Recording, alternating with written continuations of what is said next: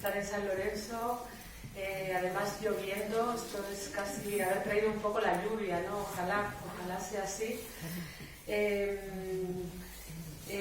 ha dicho Daniel que además tengo bastante tiempo. Esto es también un lujo, ¿no? Porque tener tiempo para la poesía y poder explayarte más, ¿no? 50 minutos son mucho tiempo para la lectura.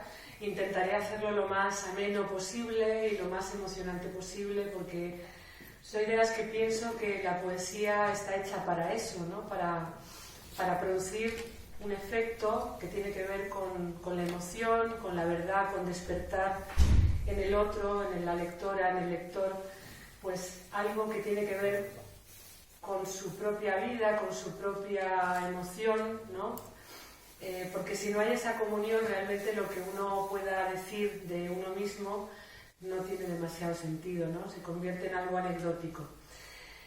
Ya que Daniel ha tenido el detalle y la generosidad de buscar nada menos que mi primer libro de poemas que yo publiqué, estamos hablando de la prehistoria casi, estamos hablando del año 87.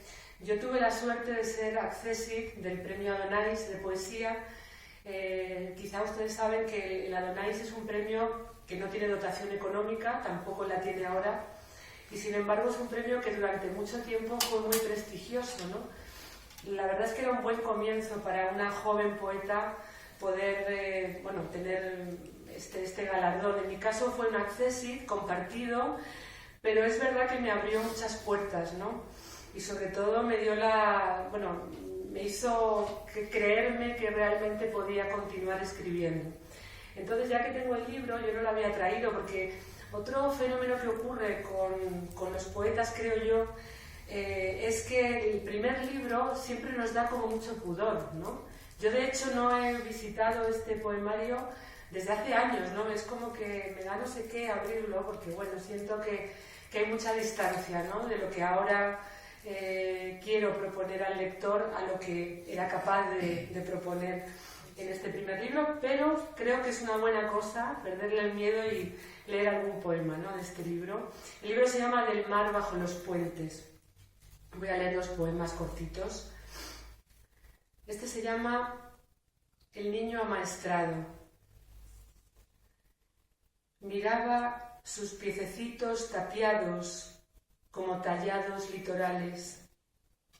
Huir de la tiranía de sus pasos le haría bien. Palabras descalzándose sin tiempo.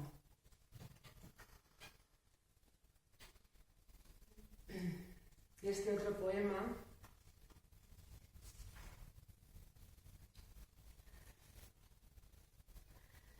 Despertar se llama. Hay un rosal talado habitando el amor. Hay una cortadura de mar abriéndose la carne.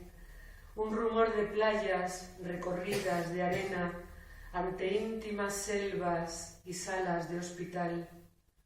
Habrá un olvido cerrado y sucesivo donde aprender a mirar mientras vivimos. Un tallo de luz cercano. Sabremos esperar tranquilamente. No me preguntes cuándo, como si entre mis besos y mis labios quedara algún futuro.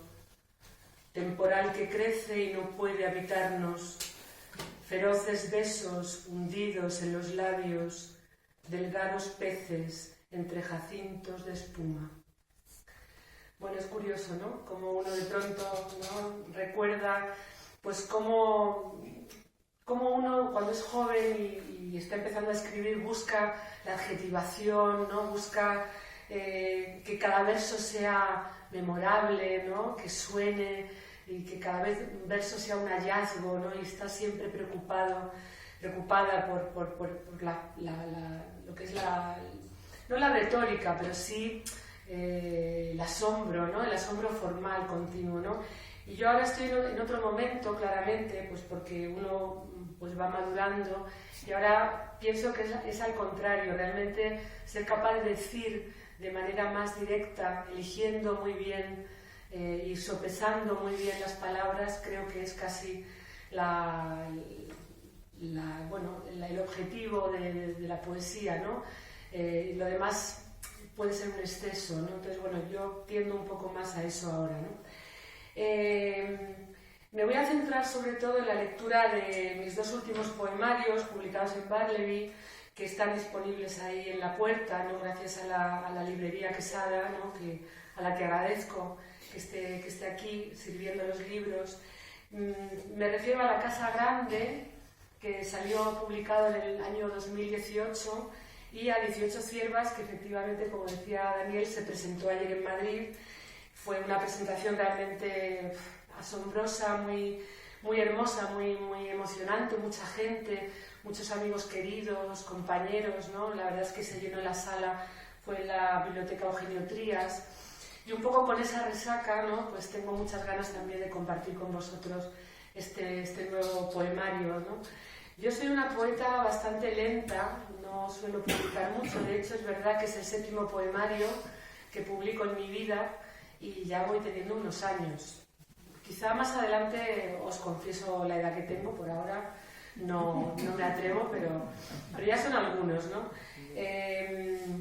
Y bueno, creo que es que la poesía tiene que madurar, los libros hay que dejarlos reposar, no hay que precipitarse, no hay ninguna prisa. A mí hay algo que me da mucha libertad, ¿no? Y es que es verdad que mi trabajo no tiene exactamente que ver con la literatura, sino que tiene que ver con la lingüística. Yo me dedico de clase en la Complutense y mi trabajo tiene que ver con la lingüística aplicada, con la enseñanza de las segundas lenguas, ¿no? Y eso hace que la poesía, cuando aparece, cuando toca, cuando sobreviene, ¿no? Pues sea un territorio de libertad, un territorio sin demasiadas obligaciones, ¿no? Entonces creo que eso es importante también, ¿no? A la hora de publicar. Después del Mar bajo los puentes, publiqué un libro que se llama El jardín navegable. No he traído el ejemplar porque tampoco sabía muy bien cuánto tiempo tenía, entonces es un libro que para mí es muy importante. Se reeditó en el año 2017, creo recordar, está publicado en Torremosas. ¿Y por qué es un libro importante? Pues porque ese libro se escribió porque presenté un proyecto al Ministerio de Cultura. En aquella época había unas becas de creación literaria que existen todavía. Y bueno, aprovechando un poco el tirón del Acceso y del Adonais, pues decidí presentarme y bueno, tuve la suerte de que me concedieron esa beca. El proyecto tenía que ver con una alegoría en un jardín, era como muy alegórico. Y en eso estaba yo escribiendo ese libro, recién independizada de la casa familiar, ¿no? Viviendo en La Latina, en Madrid, en fin, 20 y pocos años, cuando de pronto aconteció la muerte de mi padre. Además fue una muerte no anunciada, no había una enfermedad, fue una muerte de un síncope cardíaco de un día para otro, ¿no? Y aquello pues me bloqueó absolutamente, ¿no? Era como que no podía continuar con el proyecto.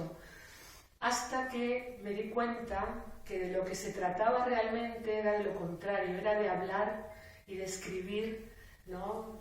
Sobre lo que yo estaba sintiendo con respecto a esa falta, ese vacío, ¿no? Y cuando pude sobreponerme y empezar poco a poco a escribir esos poemas, claro, el libro y el proyecto se quedó atravesado por la muerte de mi padre. Y de hecho, los mejores poemas de ese libro tienen que ver con eso, ¿no? Lamentablemente no lo he traído, pero bueno, digo, por hacer ese recorrido cronológico, lo cito, por si después están interesados o queréis buscarlo. Os voy a tutear, ¿no? Me parece. Sí, que... sí. Después de ese libro de Jardín Navegable llegó un premio, Cartografía sin Mundo. Es un libro que no se encuentra casi, porque se publicó en una colección novenal, fue premio Cáceres, Patrimonio de la Humanidad, y yo me presenté a ese premio sencillamente porque estaba Antonio Gamoneda en el jurado. Entonces, para mí, que quizá me pudiera llegar a leer Gamoneda, me parecía ya el premio, ¿no? Y por eso me presenté, yo no lo conocía evidentemente, pero era un jurado abierto, o sea, se sabía quiénes eran las personas, los escritores que lo componían, era un jurado fijo, y nada, yo me presenté, ¿no? Y bueno, la verdad es que tuve la suerte también de ganar ese premio, de conocer a Gamoneda, que fue un regalo, ¿no? Y desgraciadamente es un libro que no se encuentra en las librerías, pero que también se podría conseguir llamando al Ayuntamiento de Cáceres, en fin. Espero que en algún momento ese libro se pueda llegar a reeditar, ¿no? Y luego ya viene, en el 2011, Discordia de los Dóciles. Bueno, hay un libro anterior que se llama Lámparas de Arena, que también es un poco complicado de conseguir porque también salió en una colección nominal. Esto habla de las dificultades de los poetas, ¿no?, para publicar, de cómo a pesar de tener determinado premio, siempre estamos como volviendo a empezar, ¿no?, en general, es lo que suele ocurrir, ¿no? Yo ahora me siento muy afortunada porque yo siento que ya tengo una editorial, ¿no? Y esta editorial es Barleby, ¿no? No puede ser mejor editorial además. Pero, por ejemplo, Discordia de los Dóciles está publicado en Olifante y sí lo he traído y voy a leer algún poema.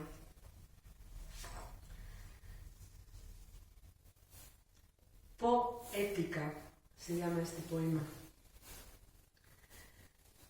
Hay un tiempo en que la leña arde en el paraíso climatizado de los seres prudentes, en un mundo sensato, comedido, donde ya nada nuevo es necesario. Un momento preciso para volver a casa cada día y rebañar a solas la miel del desencanto, la rebanada fría del dolor. Dentro de tu edificio hay una vibración imperceptible que avanza sin querer, como un desprendimiento de nieve encadenada que quisiera cegar la oscuridad.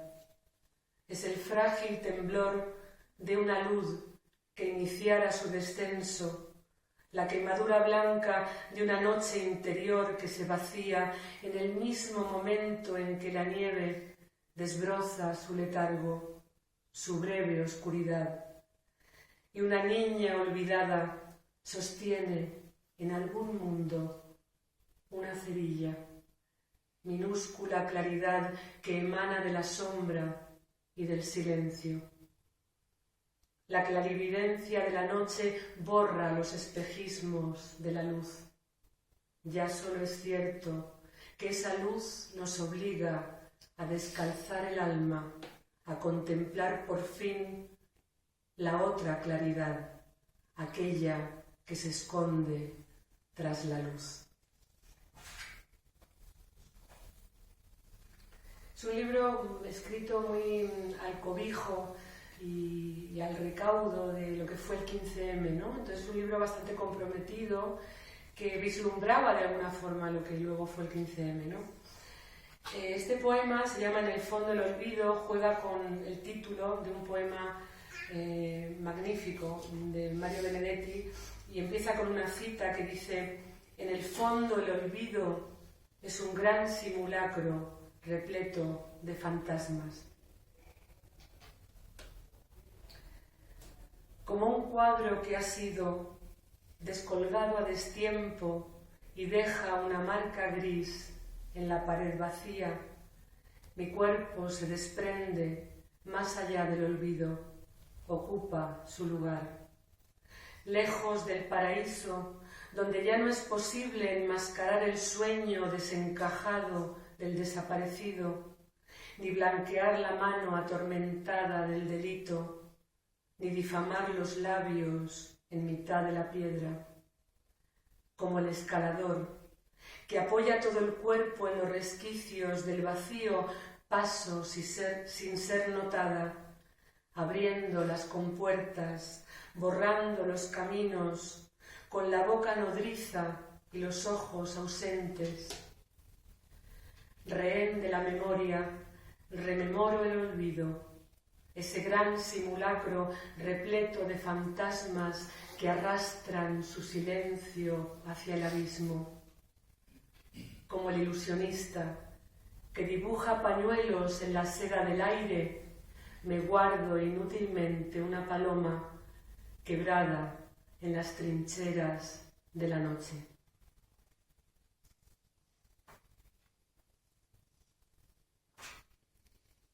Bueno, y por último este otro poema que se llama Los muertos prematuros.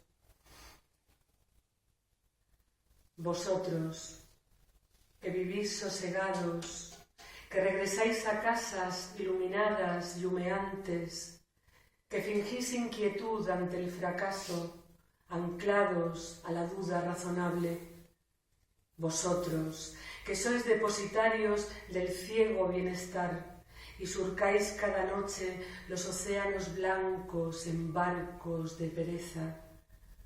Vosotros, vientres acorazados, contemplad este fango que corrompe, el sórdido aleteo que profana. Hincad el corazón, asomaos a la vida y veréis todo aquello que se esconde bajo esa claridad amontonada que cubre nuestro mundo.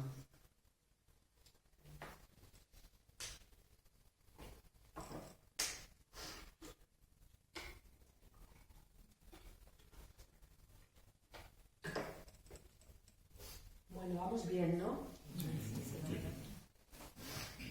Vamos a seguir con La Casa Grande. La Casa Grande para mí me cambió la vida, ¿no? Hay veces que pasan cosas muy especiales. Este libro es un libro que yo llevaba intentando escribir toda mi vida realmente, ¿no? De hecho pensé que era una novela y por eso me costaba tanto, ¿no? Decir, bueno, ¿cómo? Porque lo que yo quería era relatar la historia de mi madre, que era una historia que era un secreto familiar. Todos tenemos secretos familiares, ¿no? Seguramente cada familia los guarda, los esconde, a veces, bueno, los saca a pasear un poco, pero es complicado.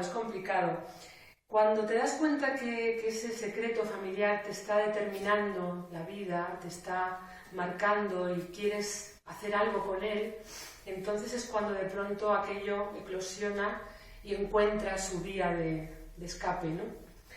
Y para mí ocurrió en el año 2017-2018, porque el libro se escribe más o menos a lo largo de un año, gracias también al espaldarazo de la editorial Barleby, porque, bueno, el editor que está aquí presente, Pepo Paz, escuchó unos poemas en una lectura y le gustaron mucho y me dijo, ¿no?, que lo siguiera escribiendo para editorial. Como os contaba antes, para una poeta tener de pronto editorial encima antes de que el libro estuviera terminado, pues es realmente un gran espaldarazo, ¿no? Entonces yo me puse a la labor y ahí... Esta niña que veis aquí es una foto sacada en El Retiro, que era el parque de mi infancia. Esta niña soy yo. Vamos a quitarle un momento la fajita para que la podáis ver, aunque bueno, está en la mesa también, ¿no? Fijaos, la típica foto de los años 60, ¿no? Blanco y negro. Hay algunos amigos que me dicen, pero parece un niño. No, es una niña, y era yo. Es que bueno, está pelo corto. El Tetrabric también de los años 60, ¿no? Esto es un Trina. Fijaos cómo eran los Trina, ¿no? La niña lleva una pulsera, que luego veréis por qué la lleva, ¿no? Esto fue un gran acierto también del editor, porque cuando estábamos pensando en la portada dijo, ¿no tienes alguna foto antigua, ¿no?, de aquella época? Y yo me acordé de esta foto y realmente, bueno, la portada es espléndida, ¿no? ¿Por qué? ¿Por qué una niña? ¿Por qué esta niña? ¿Por qué tiene que contar una historia? Pues sí, porque en realidad la voz poética es la voz de la niña. La niña es la que de alguna forma es testigo y recuerda, rememora, ¿no?, pasajes de su propia vida y de su vida con la madre, con una madre muy enigmática, ¿no?, de la que no sabía nada de su antigua vida y en muchos casos va reconstruyéndola, después sí lo supo, ¿no? La historia familiar o el secreto tiene que ver con una mujer que era hija de unos porteros de Madrid, en del barrio de Salamanca, un barrio pues burgués, ¿no? Que un buen día era una mujer realmente muy, muy guapa, ¿no? 19 años, y unas de las hijas de los vecinos de este edificio se debían de llevar muy bien con ella, ¿no? Y la invitan a que las acompañe a lo que en aquella época era una de las salas de fiesta más glamurosas del Madrid de la época, ¿no? Hablamos de los años 40, que era el Pasapoga, ¿no? El Pasapoga, que está en la Gran Vía, ahora es una tienda de ropa, ¿no? Creo que es un H&M. Vino a cantar desde Sinatra hasta, Ava Gardner, se pasaba las noches allí, en fin, aquello era increíble, ¿no? Yo me imagino a mi madre, ¿no? No sé quién le prestaría un traje, un vestido, el caso es que fue. Y esa noche conoció a un hombre que le llevaba 20 años, que no tenía nada que ver con su situación social ni económica, un hombre, un empresario, casado, católico, con 2 hijos, que se enamoró perdidamente de ella, ¿no? Y ella de él. Y ahí se inicia una historia, ¿no? Y mi madre, claro, en aquella época, como bien sabéis, había 2 opciones: o renunciar a esa historia de amor o convertirse en lo que en aquella época, de una manera un tanto cruel, se llamaba la querida, ¿no? Entonces mi madre lo deja todo, deja su familia, lo deja todo, y pasa de la portería lúgubre a vivir en un piso en la calle Alcalá, a tener joyas, a que la vistiera Balenciaga, en fin, todo lo que os podáis imaginar, ¿no? Pero estaba sola, pendiente de una llamada de teléfono, señalada desde un punto de vista social por todo el mundo, con esa doble vida, ¿no? Y eso al final le trajo pues un desequilibrio mental, ¿no? Que afloró cuando ella ya renuncia a esa historia después de muchos años, porque quiere casarse, quiere recuperar un poco su vida, quiere ser madre, y ahí fue donde conoce a mi padre y reconstruye su vida, ¿no? Y esa historia previa de muchísimos años queda como algo misterioso, ¿no? Y esta niña era una niña espía que encontraba en los armarios fotos e indicios y cosas raras, ¿no? De otro hombre que no era su padre. Muchos años después mi madre me contó toda la historia, ¿no? Voy a leer algún poema de este libro.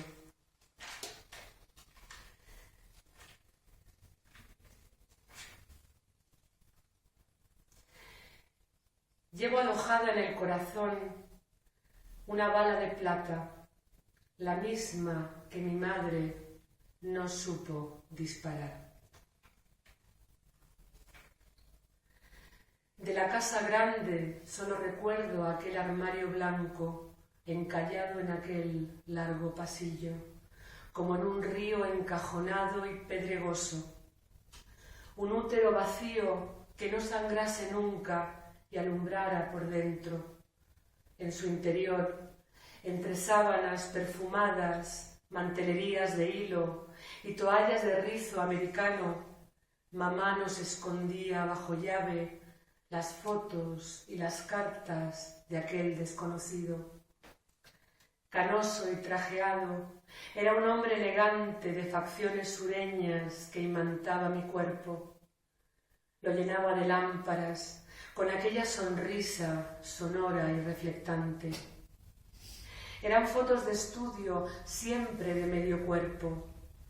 Su corbata ejemplar, el chaleco de ante abotonado, ligeramente abierto. Yo entraba en ellas como en un oleaje sin retorno. Me imaginaba dentro de aquella madre rebosante y eterna que siempre estaba huyendo. Me encarnaba en tu piel, me infiltraba en tu sueño de tálamo escindido, de camisón secreto.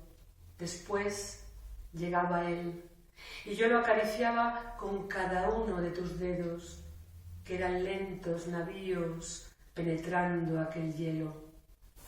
Él sigue allí. A veces puedo verlo, apostado en mi infancia, cada vez más ajeno. mirando hacia el balcón de nuestra casa, mientras un limpiabotas le lustra los zapatos.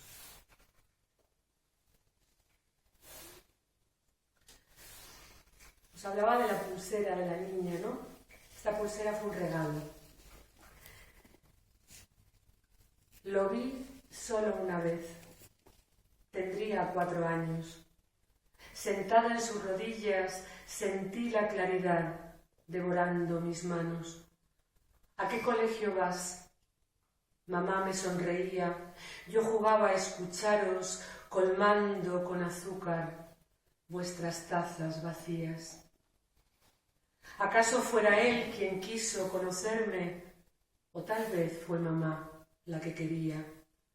Un hijo puede ser la prueba irrefutable, la mejor garantía de haber pasado página. Voy a hacerte un regalo. Y sacó del bolsillo aquel estuche como un féretro blanco que brillara en la noche. Fue mamá quien me quiso abrochar la pulsera. Campanitas de plata sonando con mi cuerpo, tintineo fugaz que a veces me despierta. Cuando nos despedimos, quiso que le besara en la mejilla, pero se hacía tarde para volver a casa.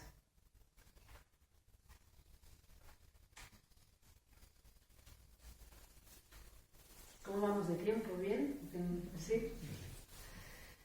Bueno, os hablaba de que si hablar puede curar, callar enferma muchas veces, ¿no? Y sostener este secreto para mi madre fue, bueno, realmente nocivo, ¿no? Y en aquella época, esos desequilibrios, esos brotes que ella tenía, ¿no? Delirios, la llevó a ser ingresada muchas veces, ¿no? Y esta niña se quedaba sin saber qué había pasado con su madre, la ingresaban durante... Y claro, los sanatorios psiquiátricos en los años 60 en España eran casi cárceles, ¿no? Y las maneras de tratar la enfermedad mental eran terribles, ¿no? Por ejemplo, pues a mi madre le dieron varias veces electroshock, ¿no? Era una práctica muy común. En el libro hablo de esto y voy a leer el poema.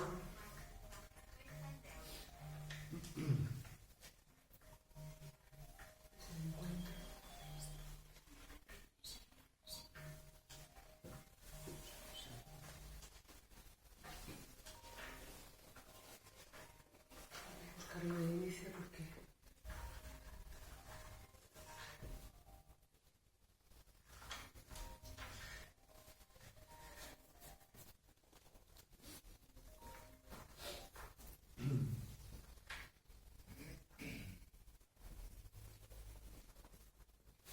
cosa, no lo encuentro, Bueno, lo voy a encontrar. Voy a leer otro poema que sí he encontrado y que también tiene que ver con todo esto, ¿no? Una mujer que siente que está sola tiene muchas maneras de morir, a manos de ella misma. Basta con extraer de su mirada aquel brillo incendiario de la niña que fue. Una mujer que siente que está sola tiene muchas maneras de caer. Basta con tatuar en su centro: estás hecha de nadie y no sirves de nada sin un hombre. Una mujer que siente que está sola tiene muchas maneras de inmolarse por dentro sin que nadie lo note. Basta con amarrarse un corazón de hielo alrededor del cuerpo y esperar.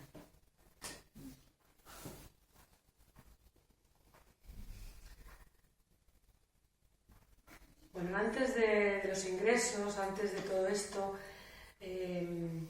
fue ese encuentro en ese Pasapoga, ¿no?, que yo tenía que reconstruir, y para ello busqué la ayuda maravillosa de un poema que me había acompañado toda mi vida, de Vicente Alexandre, que seguramente conocéis, de la destrucción del amor, que empieza diciendo: se querían, sabedlo. Es un poema de amor de los grandes, ¿no?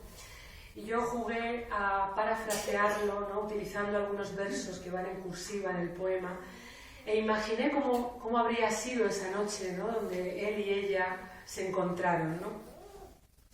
La destrucción y el amor.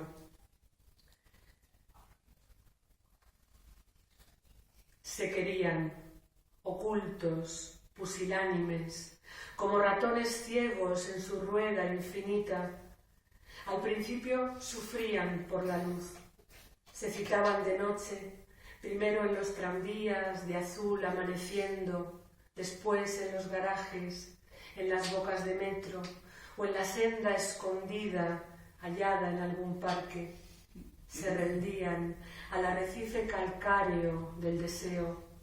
Sus cuerpos se buscaban como busca la herida el salitre del tiempo. Se querían como las flores a las espinas hondas, a pesar del misal y la ceniza, de los ciclos bursátiles, de la murmuración de los serenos, de los viajes de él, la costura de ella y la culpa acechante como un rifle apostado en cualquier agujero. Se querían de noche, cuando los perros hondos, nunca en los cines, nunca entre las familias que arropan a sus hijos. Se querían, sabedlo. Bueno, voy a ver si lo encuentro, el poema.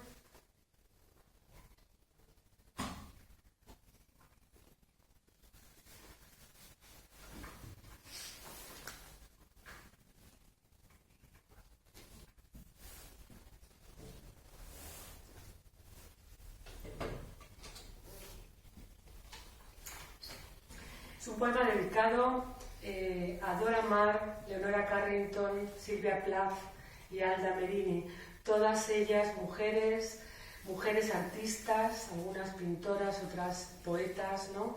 Que por distintos motivos tuvieron en su vida algún pozo de angustia como el de mi madre, algún desequilibrio, fueron ingresadas en sanatorios y fueron tratadas con esta especie de, no sé ni cómo calificarlo, ¿no? Por lo tanto, está dedicado a todas ellas. Imagino tu cuerpo aletargado o convulso, como una maquinaria conducida al desguace. Ellos te abren la boca, yo abro al mismo tiempo los balcones de casa, ignoro sus barrotes. Tú aprietas con los dientes un trozo de madera, yo mastico y no trago, hago bola de la merienda. Ellos colocan sobre tu sien los electrodos, yo me pruebo diademas de pájaros y noches. Ellos sujetan con fuerza tus muñecas, yo saco a pasear todas mis Barbies. Mientras ellos te inyectan atropina, yo juego a la enfermera y escarbo con agujas el ojo de los cisnes. Ellos dicen descarga y es entonces cuando cumplo tu encargo. Repite estas palabras y no llores. Dora, Leonora, Silvia.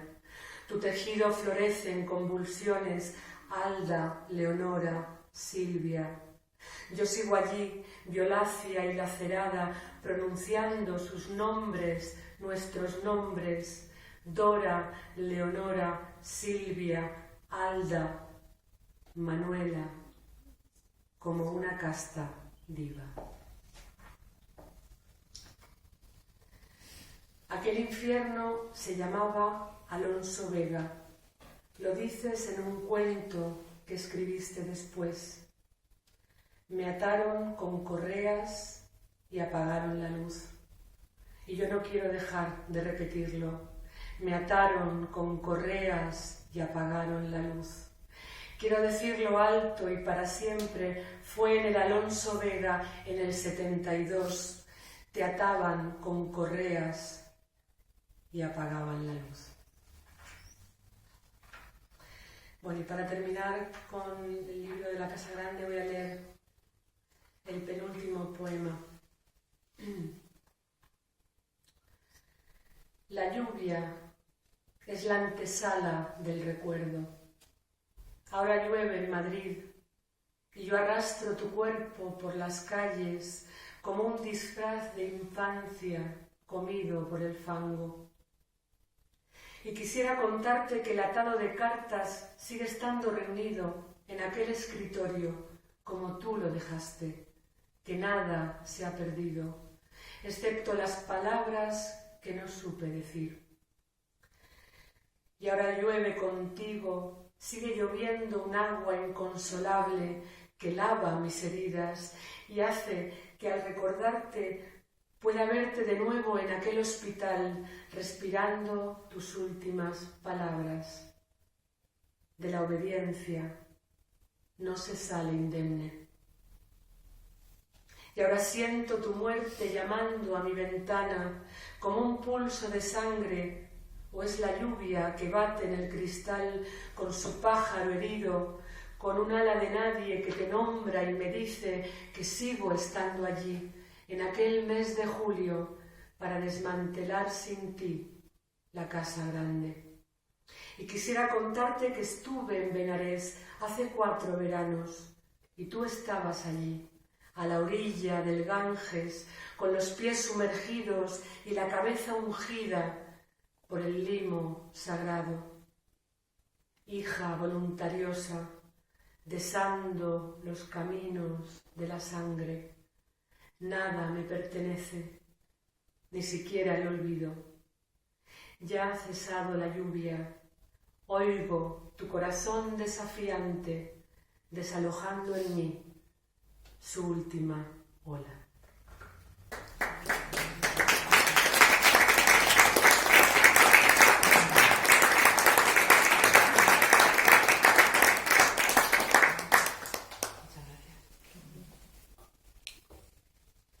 Bueno, y vamos con el poemario último, 18 ciervas, portada increíble, es de Joan Abeleira, un poeta, traductor,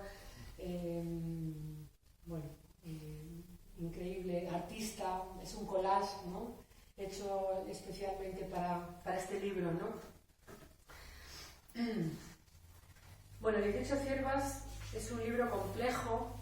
Es un libro que por un lado tiene que ver con contar también la trastienda, los rescoldos que quedan, ¿no?, en una historia que fue de amor, que se convirtió en una historia de desamor, en una ruptura, y de cómo hay un encuentro con un amor tardío, ¿no?, actual, ¿no? Hay cierta reflexión sobre qué es el perdón, qué es la culpa, qué es la violencia, ¿no? Cómo una relación de amor puede desembocar en cosas que nada tienen que ver con lo que fueron, ¿no?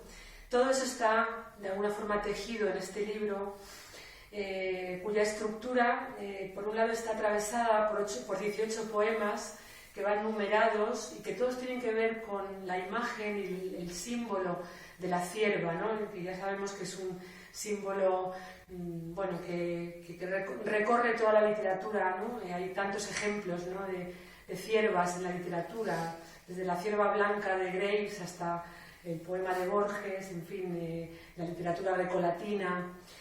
¿Y por qué? ¿Por qué las ciervas? Bueno, estas 18 ciervas en realidad surgen en lo que es el poema matriz de este libro. Yo escribo libros muy orgánicos, no escribo libros que son compilación de poemas, ¿no? Yo me planteo siempre libros de relato, libros que van en una misma dirección, ¿no? Entonces, por eso muchas veces el título del poemario me aparece rápido, me aparece muy pronto, ¿no?, porque es casi como una guía, ¿no? Y este título surge en el 2018. Además de la casa grande, en mi vida me pasaron muchas cosas, entre ellas pues me separé, ¿no?, después de 28 años de matrimonio, nada menos, ¿no? Y bueno, me enamoré además y en un viaje con mi compañero, mi amor, ¿no?, de ahora y de aquel momento, él decidió regalarme algo muy intangible, pero muy, muy valioso, que es una visita, ¿no?, a una cueva que si tenéis oportunidad de visitar os lo recomiendo. Es la cueva de Covalanas, una cueva prehistórica.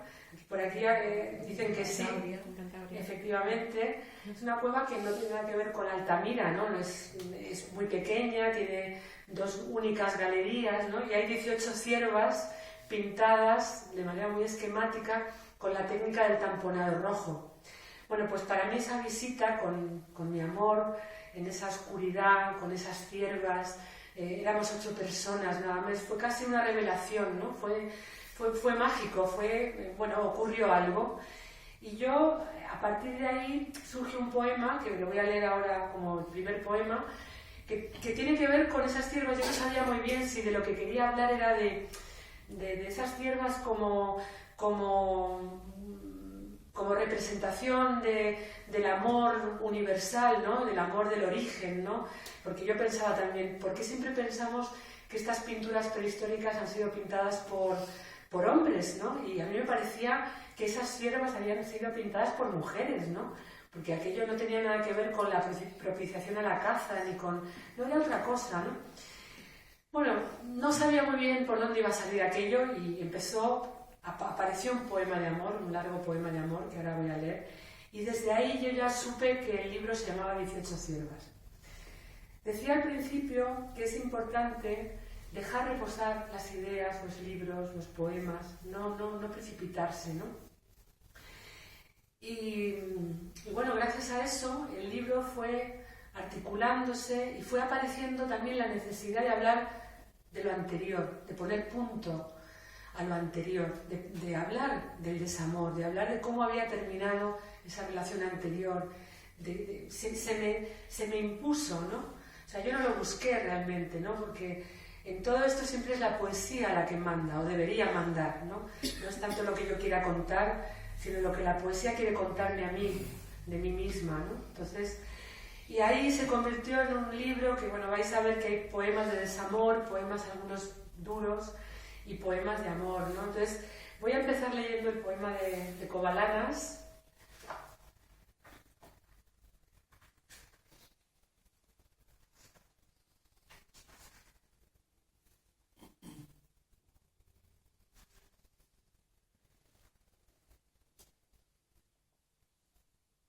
Estoy muy torpe con los índices y... Es que este libro todavía, claro, es tan nuevo que... Bueno, voy a buscarlo a mi manera, porque el índice...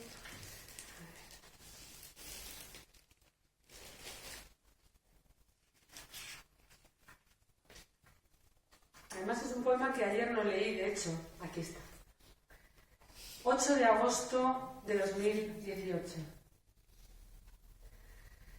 A veces el amor entra en una caverna, a tientas se estremece, como un eco de lluvia que deshojara lento su retorno. Ya invernamos aquí, lo confirma este lecho de líquenes y musgo, las huellas y los témpanos que de pronto florecen mientras la niebla esparce su ceniza en el viento. Volvimos a la gruta de las ciervas durmientes. El amor es regreso, roto cuenco de pájaros que presiente su fin, pues se aprende a morir a medida que amamos. Ya estuvimos aquí cuando el deshielo y una caricia basta para encender la piedra, para escarbar los restos de un idioma extinguido que hicimos sin querer con nuestros cuerpos. Mi rostro despuntando en la penumbra, tu boca reticente que se duerme en mi pelo. Hemos entrado aquí, desmemoriados y juntos, como 2 desahuciados a los que les llegó la hora de vivir, porque todo comienza dentro de la sangre, sin dar un paso más.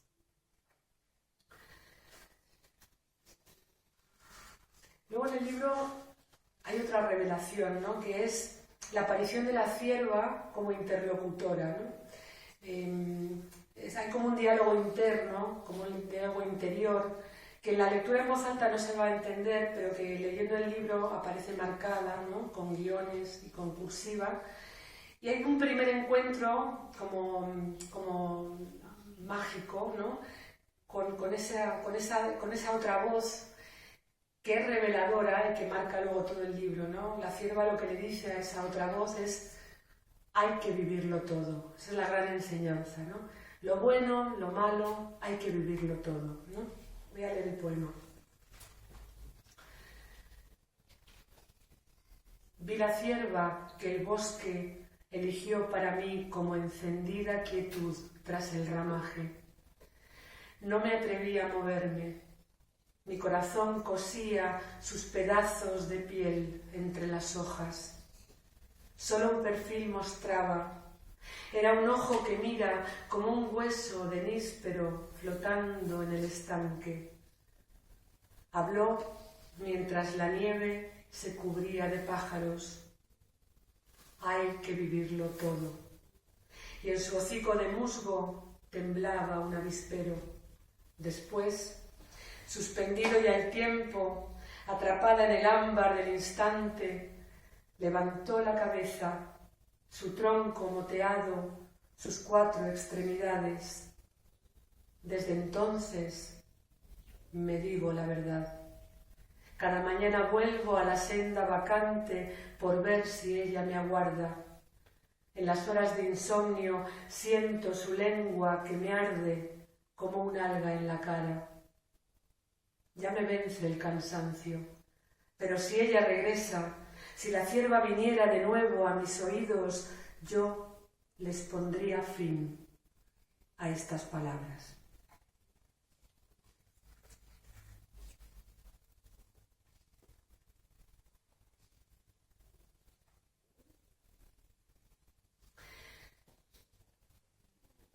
Todavía conservo aquella foto. La hiciste en la hora azul, cianótico paisaje, nube que boqueaba hacia el ocaso. Saliste de la escena y el tiempo se detuvo.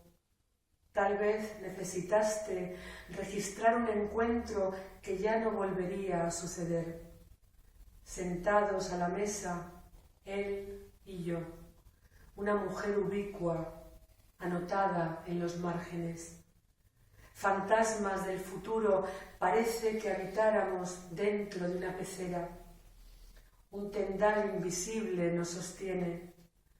Nuestros amigos ríen, beben, conversan, se lamen las heridas, muestran sus cicatrices. Detrás del ventanal, como en un lienzo pintado sobre el agua, mi rostro se disuelve con el tuyo.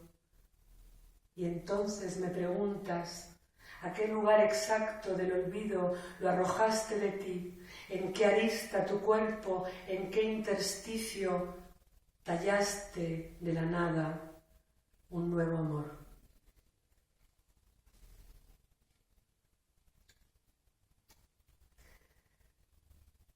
Hay algo en ti, de mí, que ya ha tomado cuerpo, algo de él que en mí aún se reconoce.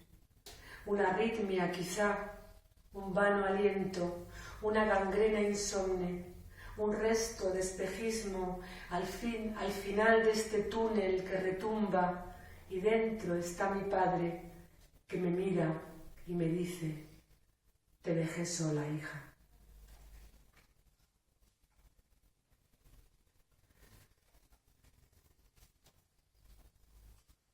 Bueno, voy a leer 3 poemas más y...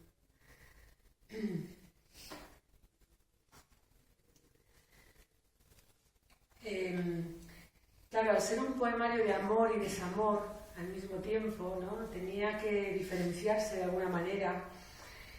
La voz del tú, evidentemente, es la voz del amor, y la voz del él es la voz del desamor o del amor antiguo, el amor anterior, ¿no? La ruptura. Andaba yo buscando una estructura del libro que diferenciara un poco más claramente todo esto, cuando, bueno, yo hacía búsquedas en internet muchas veces, ¿no? Pues buscando cosas sobre ciervas para inspirarme, Y cuando estás en plena escritura, pues claro, estás muy receptiva, ¿no? Estás con todas las antenas abiertas, ¿no? Y todo es susceptible de ser utilizado, ¿no? Y en eso estaba cuando de pronto en internet apareció una página para cazadores, nada menos, una página que está dedicada a la caza mayor, que es para cazadores y que se llama nada menos que Anatomía del primer disparo. A mí aquello ya me dejó muerta, ¿no? Nunca mejor dicho, porque me parecía poético hasta más no poder, pero es que encima los textos, que eran los textos donde se daba instrucciones a los cazadores para que supieran cómo actuar en determinadas situaciones, es que eran poemas en prosa. Entonces decidí que el libro iba a tener una especie de cápsula central que se iba a llamar Anatomía del primer disparo, que yo iba a aprovechar fragmentos de esa página para encuadrar o para enmarcar los poemas más difíciles del libro, ¿no? Entonces voy a leer alguno y voy a leer también ese texto, ¿no? Luego leeré algún poema erótico también para que no sea todo tan... Bueno, este es el poema que es como el puente, ¿no? Para entrar en la anatomía del primer disparo, ¿no? Dice lo siguiente: igual que un corazón puede seguir latiendo extracorpóreo, la piel que nos dijimos se necrosa en contacto con la nieve. Hay manzanas que enferman en mis manos y muestras de tejido que se vuelve fractal al microscopio. Lo que digo es que siempre quedan restos, bajo el pliegue del párpado, en la incipiente comisura que ha sido arrinconada y se ofrece de pronto con la humedad sonora de otros labios. Yo quisiera saber si las argollas que dimos en los muros de contención a la orilla del Tíber sirven para amarrar los barcos o los amores. Si no te hablara de él, sería como una amputación de lo vivido. De su mano colgaba una cadena con un gladiolo blanco. Yo era joven entonces. Él traía algo roto en la mirada. Pero ¿quién era yo para negar lo que tenía por vivir? Tampoco hay corte limpio en el filo oxidado de un adiós, aquella despedida. Cuando vuelvas a casa le escribiste, ya no estaré. Y sin embargo, tan solo habría hecho falta perdonarnos para avivar la eterna espiral del rencor.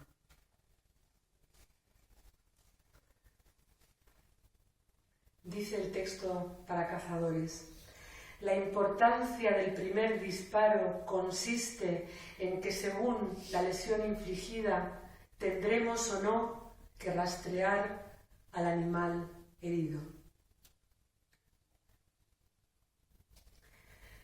Se encasquillan los bordes de la palabra puta, reverbera a destiempo. No puede ser verdad. No reconoces el tono, es la voz de un ventrílocuo. La primera vez no aturde ni hay dolor, es insonora. Una hemorragia interna que no llegará nunca a derramarse. Y sientes que tal vez eres injusta, que amarte de otro modo no has sabido. Y un día esa palabra es una piedra que él arroja a un estanque y se convierte en loca, te voy a reventar. Palabras troqueladas, esta vez las escuchas como si tus oídos ya estuvieran disueltos en el agua. Sobrecoge la fosa donde nada ni nadie es suficiente. El sacrificio no sacia la demanda. No han quedado señales, algunas cicatrices cosidas en el alma. Luego el querer retorna y su luz nos redime y regresan los labios que borran las palabras. Y el muñeco arrinconado ya no mueve la boca.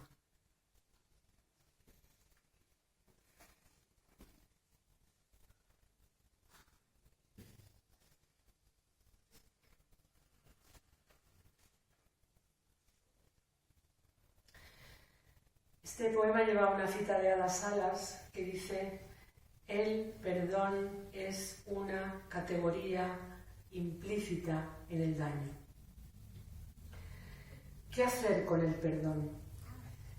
Palabra que autoriza a perpetuar el ciclo, engranaje sin fin de una violencia sorda que sirvió de sostén para la culpa. El que perdona siente un poder infinito. El perdonado tiene carta blanca, retorna a la casilla de salida.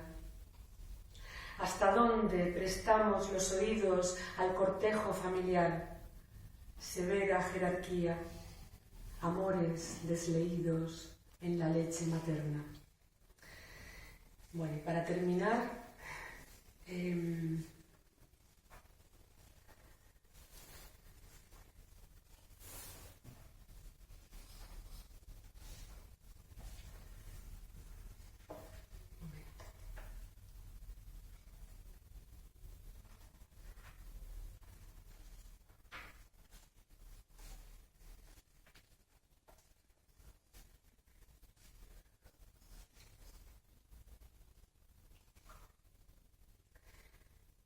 no hay belleza en nosotros. Lo escribo sobre el cauce del arroyo donde abreva mi cierva, para que la corriente arrastre estas palabras. Tendremos que morir después de todo, y no será sublime. Mendigos somnolientos que no aciertan a andar, pues se tropiezan con su propio abandono.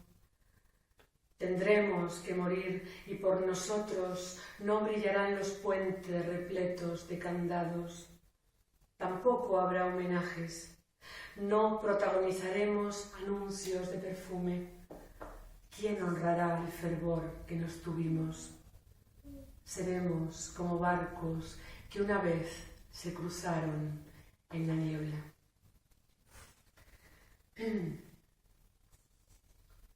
Quererte es esta terca, sencilla manera de estar juntos, de aligerar la carga, esta suerte de tiempo de ruido que recobra su pulso. Y para terminar, vamos al erotismo, ¿no? Prometido. Vamos a ver si lo encuentro.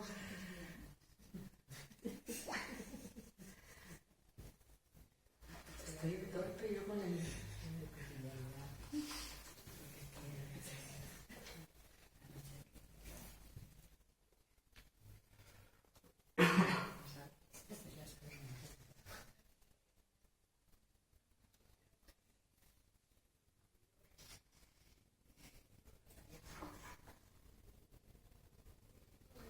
Preocupante, ¿no? Esto de no encontrar...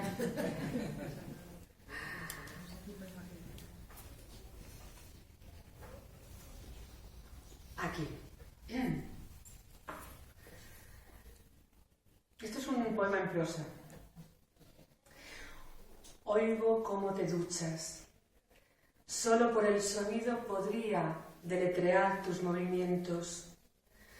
Como quien quiere anclarse al goce recién vivido, me dibujo la curva de tu sexo en la mejilla izquierda. Órgano ya apagado, distendido. El vapor se condensa, crea un invernadero donde brotan orquídeas. La toalla anudada, el vello ya crecido. Escucho cómo despegas la alfombrilla dentro de la bañera. Lo dejas todo intacto, igual que lo encontraste, como un telegrafista que se hubiera raspado la yema de los dedos y aún así se tomara el trabajo de borrar cada huella. Muchísimas gracias.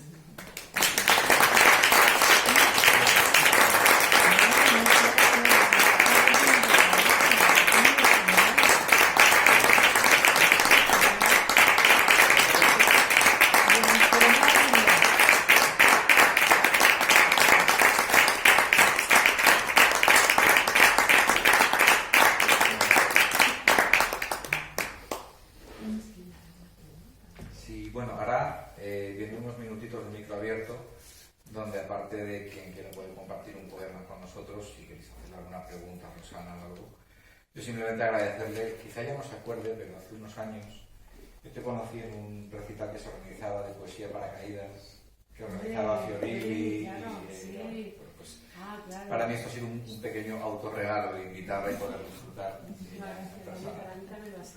gracias.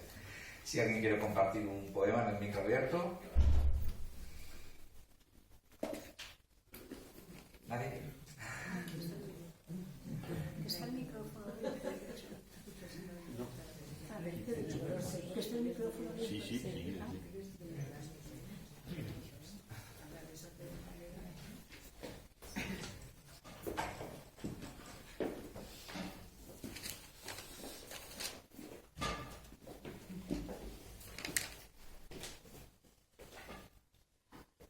Bueno, pues les voy a decir algunos de los poemas que he escrito.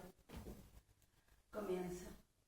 Cuando tu amor puro no sepan comprender, recuerda que al Señor le ocurrió también. Cuando tus palabras dulces de tierno amor desprecian, recuerda que en el cielo las oyen y comprenden. Cuando tú seas tratado en semejanza a los gusanos, eres para Dios brillante, esculpido entre sus manos. Cuando las lenguas guerreras luchen fieles contra ti, Jesús te dará la fuerza, Él vencerá por ti.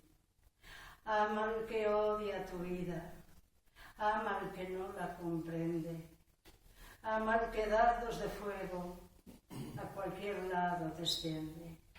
Esfuérzate en comprender al afligido y con penas, aunque es menester con todos hablar de las cosas buenas.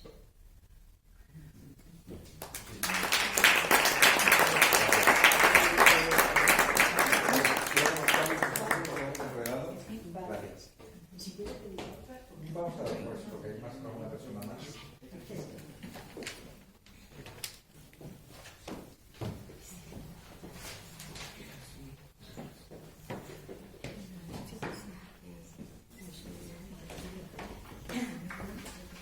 Bueno, como sabéis, el mes pasado se entregó el premio Cervantes a un poeta venezolano que se llama Rafael Cadenas.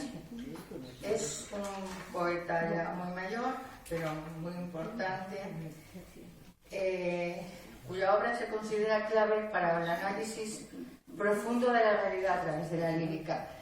Y el principal objetivo de su poesía es que la poesía sea una denuncia de la realidad que se vive en cada momento.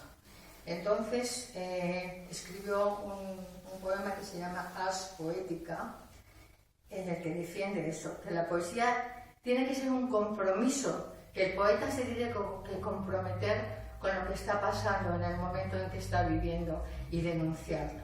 Y entonces dice que cada palabra lleve lo que dice, que sea como el temblor que la sostiene, que se mantenga como un latido. No he de proferir adornada falsedad, ni poner tinta dudosa, ni añadir brillos a lo que es. Esto me obliga a oírme. Pero estamos aquí para decir verdad, somos reales. Quiero exactitudes aterradoras. Tiemblo cuando creo que me falsifico. Debo llevar en peso mis palabras, me poseen tanto como yo a ellas. Si no veo bien, dime tú que me conoces, mi mentira. Señálame la impostura, restriégame la estafa. Te lo agradeceré, en serio. Enloquezco por corresponderme. Sé mi ojo, espérame en la noche y divísame, escrútame, sacúdeme.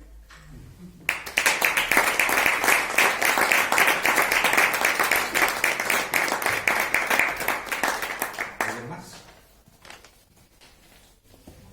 Me permito compartir con vosotros un poema de un autor que se llama Cristian Alcaraz. La heladera de Viena. He deseado miles de veces ser parte del verano, sonreír con ternura, enseñar los dientes sucios. Mango, pie, rodilla. He deseado ser parte de ella y guardar en cada tarrina un resto de algo. Encontrar en el ciclo del frío una teoría sobre la supervivencia. Digerir o mantener sin formol la calma y la vida de los hombres, que son igual que yo y que también sufren. Alinear otras vidas como los colores en la garganta de un niño. He deseado acumular en el congelador millones de huesos y tendones, cada extremidad amputada como un grado invisible de pertenencia. No llorar. Solo he deseado no llorar.